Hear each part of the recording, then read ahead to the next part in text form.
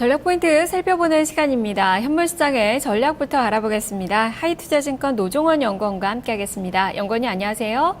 네, 안녕하십니까. 네, 오늘 이 반등하나 싶었던 증시 지금 코스피도 살짝 좀 상승폭을 줄여 나가고 있고요. 코스닥은 마이너스권 또 전환이 나오고 있는 그 상황입니다.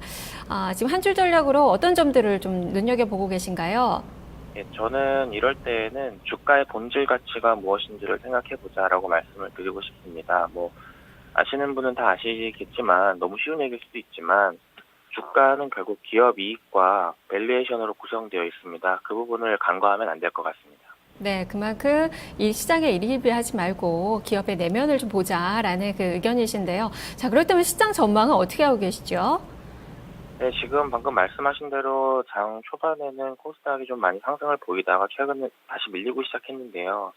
그 부분은 어쩔 수는 없는 것 같습니다. 왜냐하면 지금은 결국에는 우리나라를 둘러싼 여러 가지 환경, 서양권에서는 미국의 금리 인상 문제와 우리 가까운 곳에서는 중국의 경기 문제가 있기 때문에 계속해서 시장은 변동성 커지고 있지만 바이오를 비롯한 일부 섹터는 심했던 가격 조정이 돌아오고 있는 모습입니다. 또 한편으로는 최근에 잘 나갔던 방어적인 성격을 갖고 있는 유틸리티 업종 같은 경우에는 또 반대로 주가가 좀 밀리는 모습들이 보이고요. 그래서 결국에는 방향성을 찾지 못한 채 많이 밀린 친구들은 좀 올라가고 많이 올랐던 친구들은 좀 내려가는 그런 변동성 커지는 장으로 오늘을 보고 있습니다.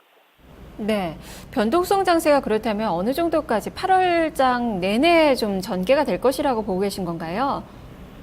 지금 방금 말씀드린 우리나라를 둘러싼 대외 환경 두 가지를 생각을 해볼 필요가 있는데요. 먼저 말씀드렸던 미국 관련된 금리 인상 관련 문제는 그건 기정사실하고요. 미국에서도 올릴 거라고 얘기를 하지만 이번 달 말이 되면 잭슨홀 미팅이라는 것이 있는데 그쪽에서 대부분 힌트는 나올 거라고 보고 있습니다. 그래서 미국 관련된 리스크는 저는 8월 후반이면 어느 정도는 해소될 수 있다고 보고 있고요.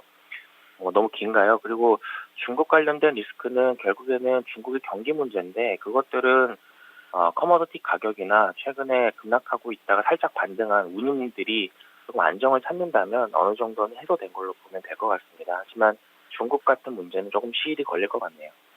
그래서 주가의 본질에 주목을 하자. 기업의 이익이나 펀더멘탈 쪽으로 이제 보고 전략을 세워보자라는 의견이신데 거기에 부합하는 그런 종목군들은 어떤 종목군들인지 투자 전략을 좀 자세히 말씀해 주시죠. 네, 먼저 밸류에이션 문제 말씀을 먼저 드릴게요. 결국에는 주식은 이익과 밸류에이션인데 똑같은 돈을 벌더라도 돈을 더 많이 벌 수 있는 기업들한테는 기대감으로 불어넣는 게 밸류에이션입니다. 그런데 지금은 외국인 순매도도 그렇고 대외 환경도 그렇고 이 기대감을 많이 불어넣기는 어려운 상황이죠. 그래서 방금 말씀해 주신 대로 저는 기업의 본질 가치, 이익에 집중하자는 건데 이익에도 사실은 여러 가지 구성 항목들이 있습니다. 그중에서도 저는 가장 탑라인이라고 얘기하는 매출액이 성장하는 기업에 계속해서 주목을 하자라고 말씀을 드리고 싶네요. 왜냐하면 최근에 원화가 약세로 가면서 우리나라 수출 증가율들이 원화 기준으로 좀 좋아졌지만 여전히 부진한 건 사실입니다. 그 말은 개방형 수출 경제를 가지고 있는 우리나라 대부분 상장 기업들이 외형 성장을 못 이루고 있다는 말이기 때문에 저는 기본적으로 이런 저성장의 파도에서는 매출액이 늘어나는 기업들은 굉장히 좋게 보는 상황이고요. 섹터적으로 본다면 가장 부합하는 거는 저는 음식료 섹터라고 판단합니다. 곡물 가격이라든지 최근에 원화 약세가 또 저하고 반대되는 의견을 말씀하실 분들이 내세울 수 있는 논리지만 어찌됐든 올해를 볼 때에 외형이 그나마 안전하게 성장하는 건 좀 음식료라고 보고요.